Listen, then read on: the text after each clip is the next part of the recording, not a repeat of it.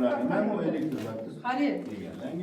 Yo'q, demak bu hammasi tarkibdagi kommunikatsiyalar, pastga ketgan kommunikatsiyalar. Oq bo'lgani uchun nasos qo'yilgan. O'rganish jarayonida mana yerto'laning ikkita tomonida kirish joyi bo'lsa, bir tarafi ochiq bo'lyapti, ikkinchi tarafida mana penoblok qurilish materiallari bilan umumiy foydalanishli yo'laklar hamda favqulodda harakatlanish yo'laklari to'sib olinyapti. Bu kommunikatsiyasi mana o'sha qilingandan keyin almashtirilgan. Ag'da hech balo qolmaganda, bular hozir kommunikatsiyani almashtirishga xalaqit beryapti deb sudga chiqdi. Mana ketayotgan simlaringiz ham mana yoqqa kirib ketgani shu narsani isbotini beryapti. Ya'ni penoblok bilan to'silgan holati mana. Xo'p. Shunga o'tishimizga do'stlik qayerda? Mana bu tomonda duolda ag'iga qayerdan o'tamiz? Nari tomon o'tilarchi. O'shuni kalitini bizga taqdim qilsangiz, ichkarisini o'rganib qo'yamiz.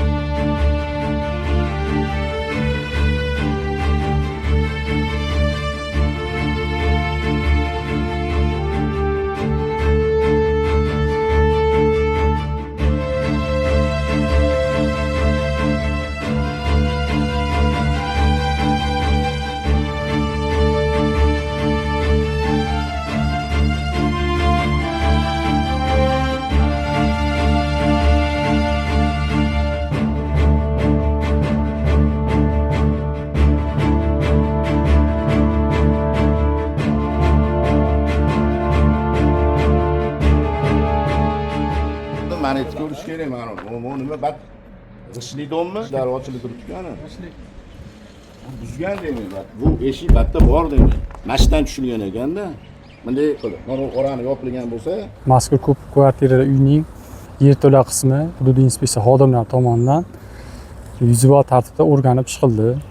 O'rganishga ko'ra, mazkur ko'p qavatli uyning yerto'la qismida turar joy sifatida, ya'ni ikkita yotoqxona, yuvinish xonasi, hojatxona xonalari tashkillangani aniqlandi.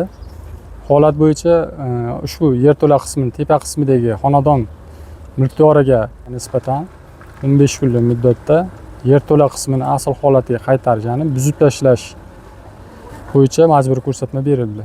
Bundan tashqari mazkur 18-xonadon yuk ko'taruvchi devorlari o'zboshimchalik bilan buzilib, gipsokarton bilan berkitib yuborilganlik holati aniqlandi. Bu bo'yicha xonadon mulkdori bilan telefon orqali suhbatlashilganda mazkur holatni haqiqatdan buzib tashlangan devorni gipsokarton bilan bekitib yuborganini tasdiqladi. Gipsokardonda bekitganmisizlar buni? Buni buzib tushib ketganmi nimasi bo'lganda keyin vaqtincha gipsokartonda bekitib qo'yilgan. Mazkur holat bo'yicha elektron tizim orqali majburiy ko'rsatma berildi.